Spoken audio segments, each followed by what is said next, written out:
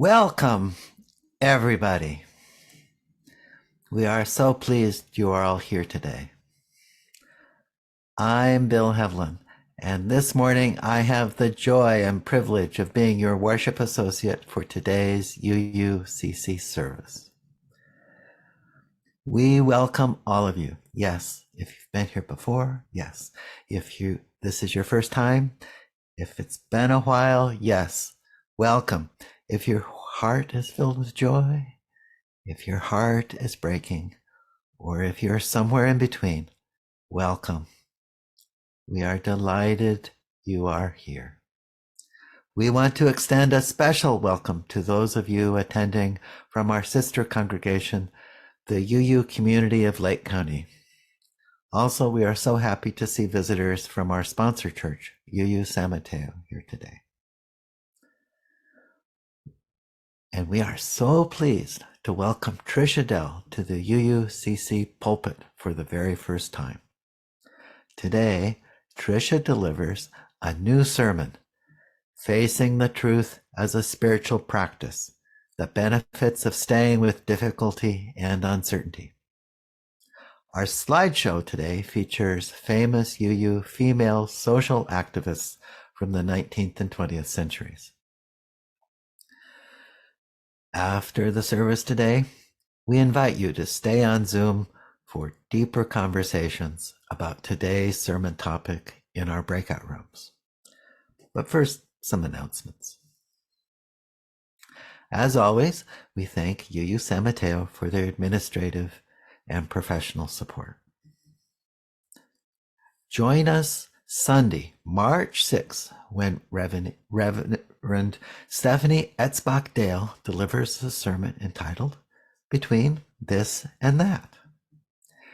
Reverend Stephanie draws inspiration from Jewish esoteric teachings, which affirm our capacity to navigate through life's painful complexity, balance extremes, survive and thrive, and feel resilient and empowered in difficult times.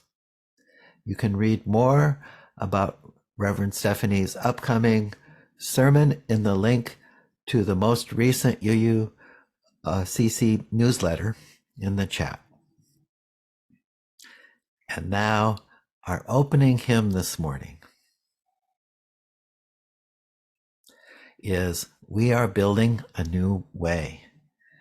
It's number 1017 in the UU Teal Hymnal.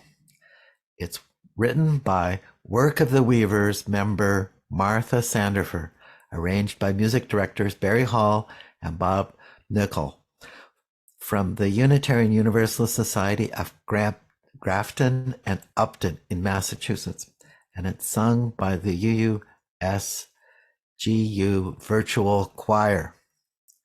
So now, please rise in body and or spirit and add your voice or just listen to this beautiful hymn.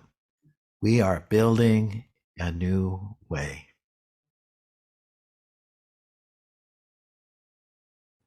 We are building a new way. We are building a new way. We are building a new way, feeling stronger every day.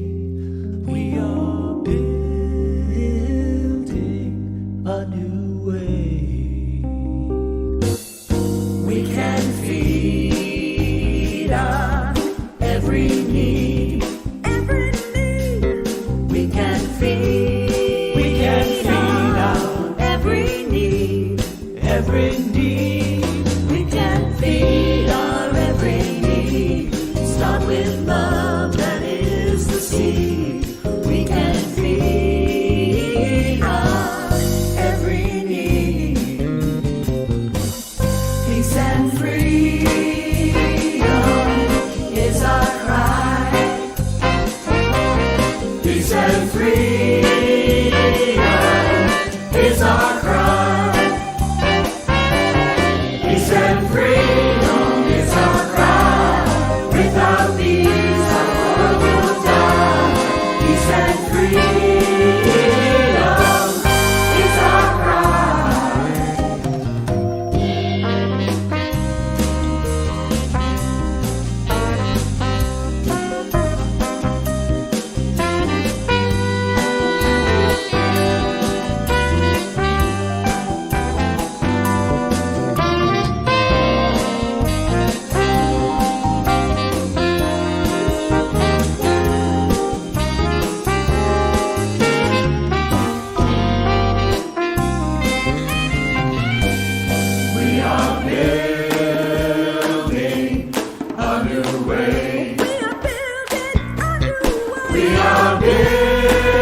building a new way. We are building a new way, feeling stronger every day. We are building a new way, a new way, a new way, a new way.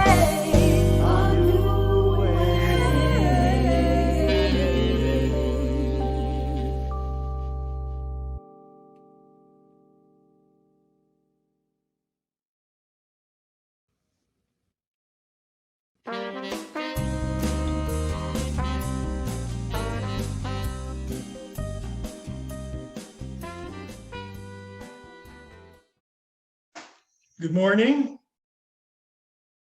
This is Dave Rukoski. Now I will light the chalice.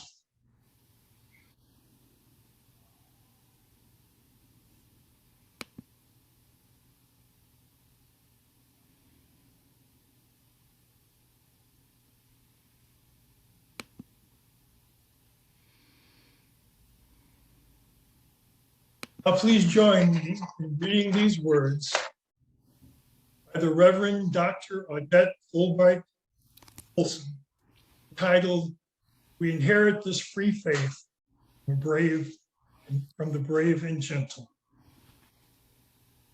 This light we kindle is set in the lamp of our history. We inherit this free faith from the brave, gentle, fierce, and outspoken hearts and minds that have come before us. Let us be worthy inheritors of this faith, and through our good works, pass it boldly to a new generation. Now, Bill will guide us in joys. One of the ways we foster this beloved community is by sharing our own joys and our concerns with one another and finding support from our community. We'd like to invite all of you to share your joys and concerns in person. Please be mindful of the time. We're shooting for about 10 minutes here, and rather than comment directly, we ask people to show support by writing in the chat window. You'll find the chat button at the bottom middle of your Zoom window. Also, please consider sharing only once until everyone else has had a chance to speak. Let us also know in the chat if you're having trouble unmuting yourself to share your joy or concern live. Now, currently, the world is also witnessing some dangerous games being played on the borders of Ukraine. And we hope that calmer, more level-headed minds, more peaceful minds will prevail and avert conflict in this part of the world. And we wish to express our concern for the severe nursing shortage and overall strain on the hospital system due to COVID. There's a ripple effect throughout hospitals that's hard to imagine how all this will play out. May we hold with love and care the joys and concerns that have been shared publicly today, as well as those that remain unspoken in the recesses of our hearts. Before I introduce our worship leader, we have a reading for you. The poet is Laura Hershey, a disability rights reformer, feminist, and LGBTQ activist. Before her death in 2010, she was known to have parked her wheelchair in front of buses and never let her spinal muscular atrophy limit her tireless social activism and her pursuit of a full life. And now, Telling by Laura Hershey. The poem will be read with 3 voices, and Tom Devine will start us out. Telling by Laura Hershey. what you risk telling your story. You will bore them. Your voice will break. Your ink spill and stain your coat. No one will understand. Their eyes become fences. You will park yourself forever on the outside. Your differentness, once and for all revealed, dangerous. The names you give to yourself will become epithets. Your happiness will be called bravery, denial. Your sadness will justify their pity. Your fear will magnify their fears. Everything you say will prove something about their God or their economic system. Your feelings that change day to day, kaleidoscopic, will freeze in place, brand you forever, justify anything they decide to do with you. Those with power can afford to tell their story or not. Those without power risk everything to tell their story and must. Someone, somewhere, will hear your story and decide to fight, to live and refuse compromise. Someone else will tell her own story, risking everything. It is with great pleasure that I introduce our worship leader today, Tricia Dell. Tricia has worked in the nonprofit sector as a coach and strategist, helping nonprofit boards strengthen their organizations through board development, donor communications, planning, and fundraising. She has attended UUCC for the last 2 years and a little more, acted as a UUCC worship associate, and guided UUCC's community fundraisers. She is also a longtime member of UU San Mateo. Tricia is a recent and proud shared pulpit graduate from the recent intercongregational class, co-sponsored by UUCC and the UU Fellowship of Santa Cruz County, and taught by Tovis Page and Catherine J. Welcome, Tricia. Thanks, Bill, and good morning. Why would anyone want to stay with discomfort and uncertainty, especially in these times? It's February 2022. Climate change is rolling out before our eyes as the coronavirus era continues to unfold. Dark, unsettling racist behavior persists in our communities, and our democracy appears to be hanging by a thread. It's an assault on truth itself. The divisions that have been created among us run deep. 88% of Americans say the pandemic has left us more divided, which is higher than any of the other 16 countries Pew surveyed. What I know to be true is this: our individual and collective mental health is suffering. Yours and mine, in our families, and throughout the communities that surround us. It's a lot. And yet, we aspire to be difference makers. How are we as UUs supposed to deal with all of this? Just knowing about it, being conscious of it all, it's very uncomfortable. I've often run away from this kind of discomfort, but lately, I've taken a different approach and discovered there is power in hanging in with discomfort. And I've made this hanging in a part of my spiritual practice. Surprisingly, noticing and staying with discomfort and uncertainty has led me to something good. Ruth Ozeki, novelist, filmmaker, and Zen Buddhist priest, spoke about cultivating the generative tension, I love that, between knowing and not knowing. That piqued my interest. First, she reminded us that in beginner's mind, the possibilities are endless, and in the expert's mind, there are few. She went on, when sitting in a state of not knowing, curiosity is intimate and alive. Find a way to rest there. She ended with this question: how can we cultivate the ability to sit in a relaxed state until some kind of answers start to arrive?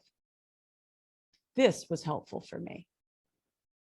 When I practice allowing not knowing to be okay, I find that I'm more open, more curious. I pay attention more and learn from others. Allowing myself to experience what's real, to know the truth of the matter with all of its ugly and beautiful detail, has given me the opportunity to learn and feel and be influenced. Here's one example. I know I'm not alone when I revealed that my command of slavery in the Civil War era was shamefully inadequate. I didn't know what Jim Crow was. I didn't know that lynching continued through the 1960s. And I didn't know that in my hometown of Cincinnati, when public swimming pools were finally desegregated in 1956, whites threw nails to the bottom of pools. And in St. Augustine, Florida, whites poured bleach and acid in pools. In 1956, I had no idea. According to a recent report by the Teaching Tolerance Project of the Southern Poverty Law Center, only 8% of US high school seniors can identify slavery as the central cause of the Civil War. All I can say is thank goodness for beloved conversations virtual, the class that I took early in the pandemic, and for the Unitarian Universalists that created it. My interest and passion for history and modern day issues of race and class are here to stay. I feel better able now to act with clarity and conviction. There is power in hanging in with discomfort. And taking action, if done for the right reasons, can be an antidote to the discomfort that comes from facing the truth. My husband shared with me an experience that has stayed with him for the last 40 years. At the time, he was training to become a paramedic, and the class was about treating environmental injuries like hypothermia, bites, or stings. During an instructional video, or maybe it was a film back then, about burn injuries, the details, which you might imagine, were so emotionally distressful that he had to run to the bathroom and be sick. At that moment, he questioned whether he had what it took to do this kind of work, but he hung in there with the training. Less than a month later, his landlord was in the backyard working on his car, and with one wrong move, he set himself and the car on fire. Dan knew exactly what to do, acted quickly, with confidence, and took the man to the hospital. Having the wisdom and skill to create the right course of action can only come from knowing what's true. What if he had quit the program after watching that video? It would have been so easy. Choosing to not run away gave him the skill and insight to take right action. There is power in hanging out with discomfort.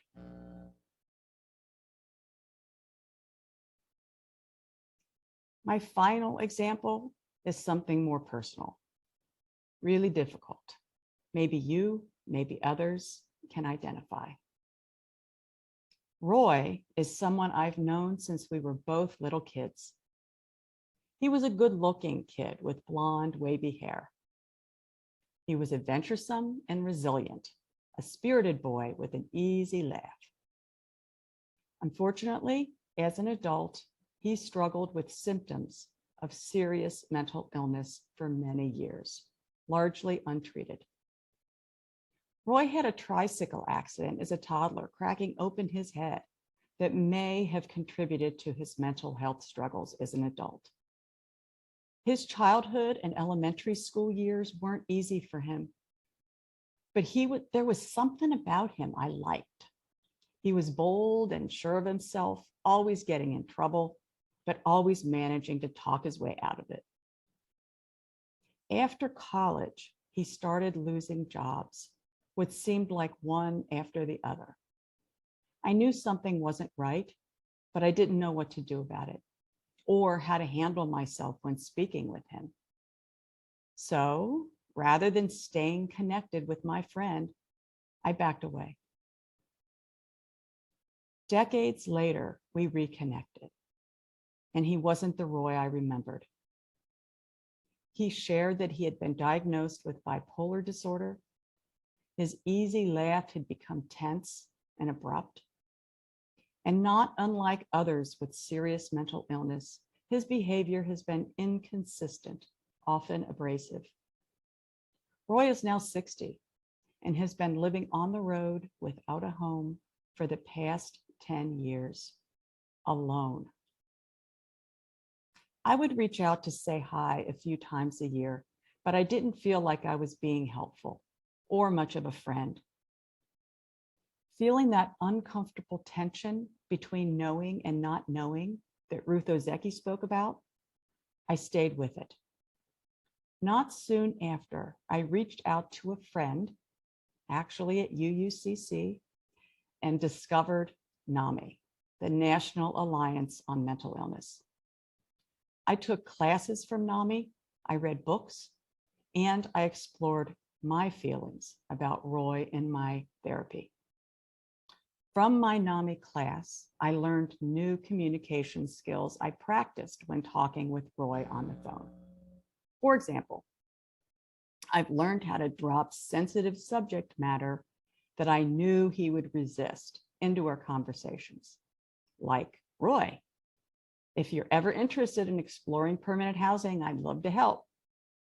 Then I drop it quickly.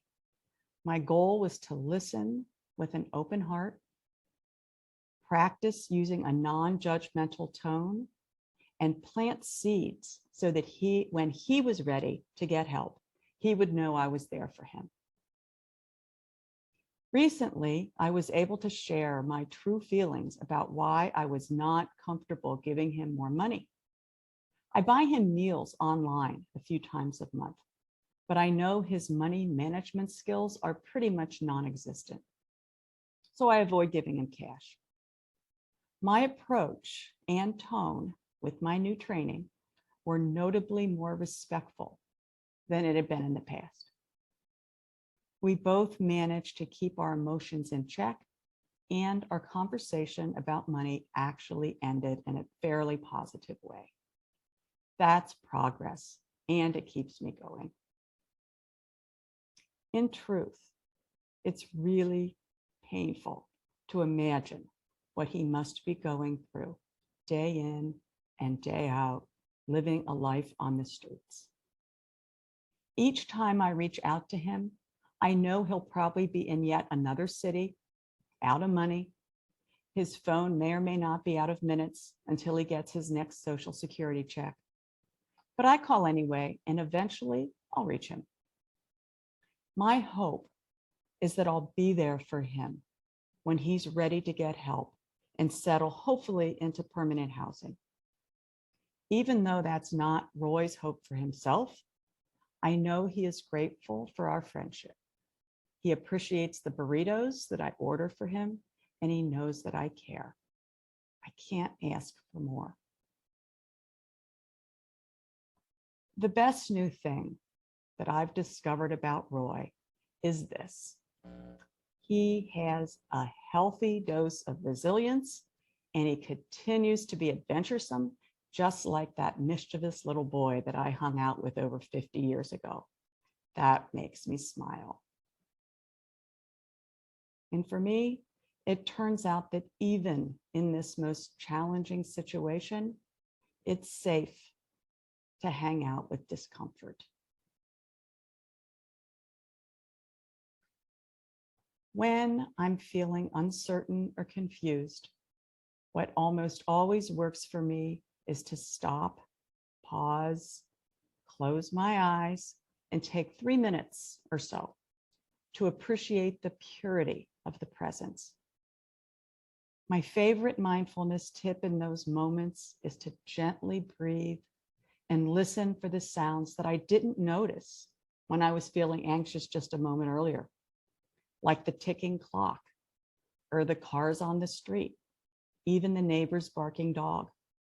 That tells me I'm in the moment. My mind and my body are in the same place at the same time.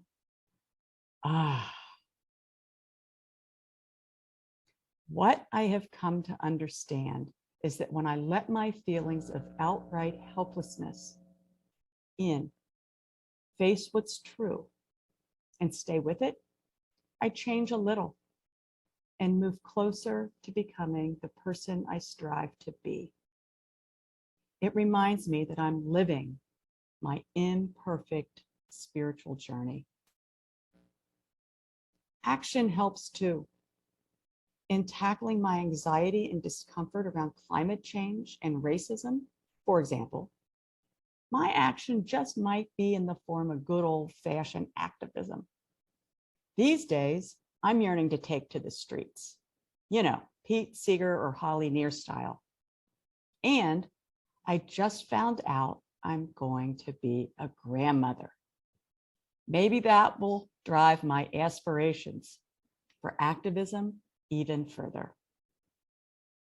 I'm still hanging out with discomfort, but I know I'll get there. Watch for me.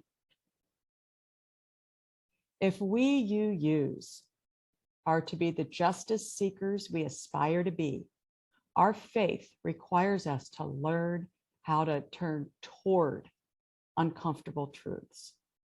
We can rise to this occasion. It's enriching. Turning toward feels right somehow. Have courage to hang in, see what happens, because James Baldwin was right. Not everything that is faced can be changed, but nothing can be changed until it is faced. Amen. And now, let's take a moment to reflect on the power that can emerge from hanging in with discomfort as we listen to a key anthem of the civil rights movement, We Shall Overcome, played by Shauna Pickett Gordon.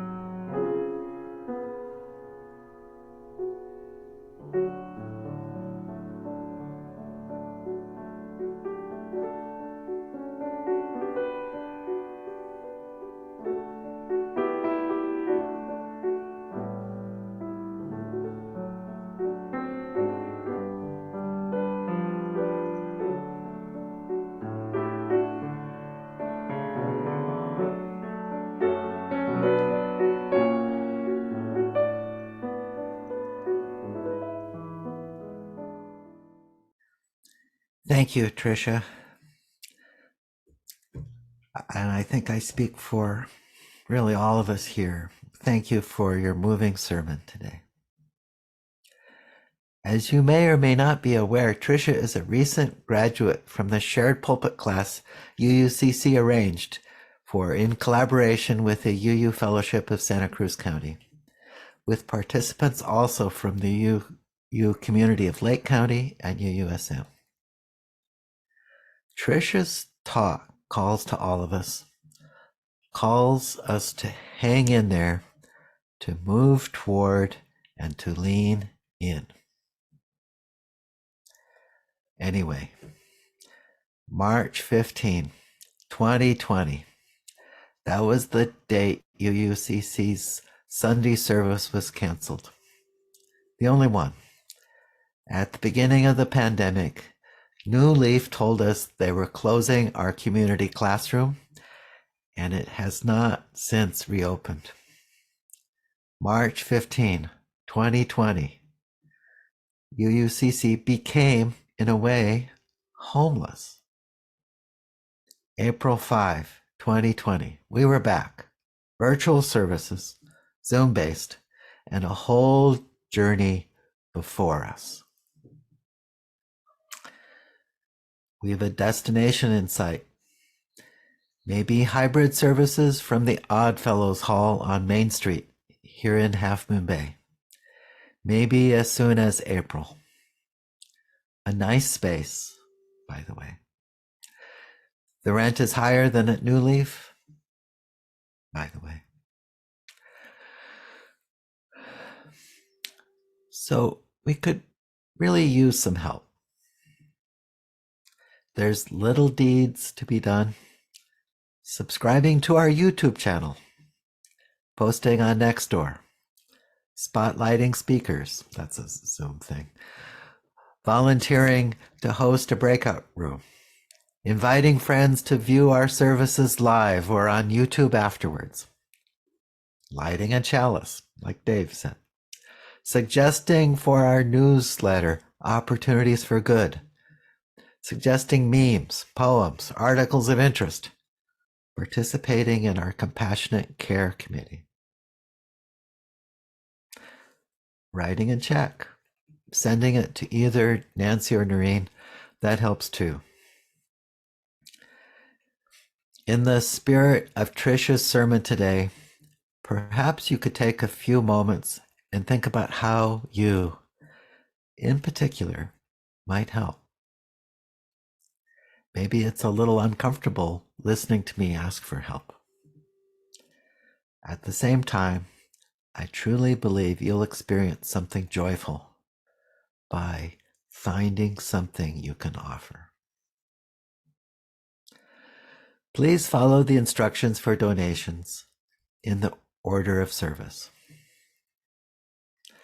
And as your generous spirit moves you today, please feel free to offer something to UUCC, either by check or online. The instructions for giving are also in the chat. While these collections take place, let's take a few moments to play our offertory song this morning, 1,000 Grandmothers by Holly Near. Holly Near was born and raised in California and was one of the earliest pioneers of the women's music movement. Near's work has been synonymous with social change activism for over 45 years. Her anthems call for peace, feminism, LGBTQ equality, and all human rights. May you be embraced in the warmth and fire of 1,000 grandmothers as you listen to this song.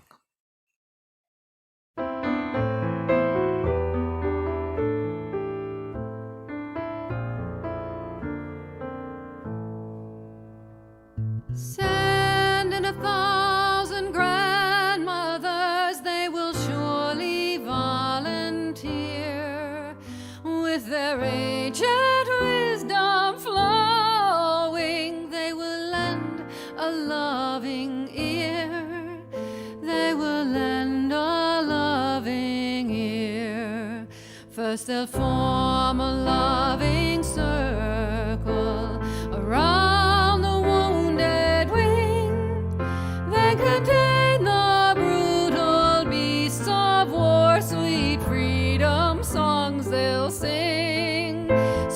sweet freedom songs they'll sing, a lullaby much stronger than bombs and threats to kill, a force unlike we've ever known will break the murderer's will break the murderer's will.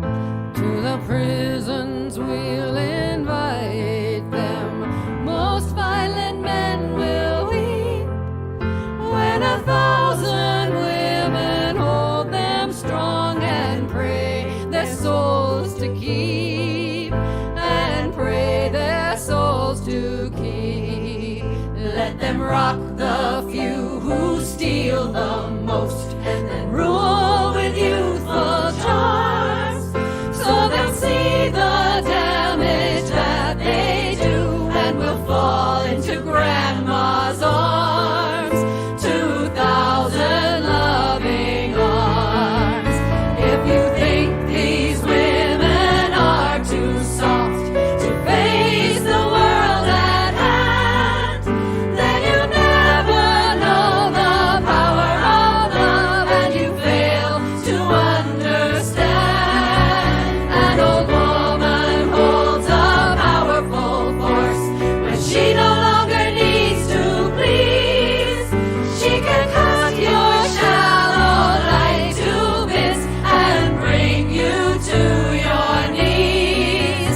We best get down on our knees and pray for 1,000 grandmothers. Will you please come volunteer?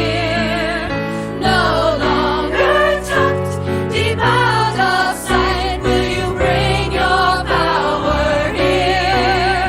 Will you bring your power here?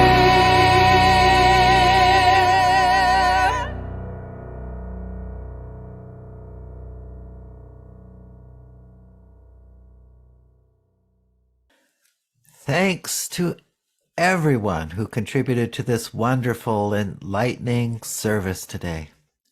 Thank you, Tricia, for your enriching, hang in there sermon.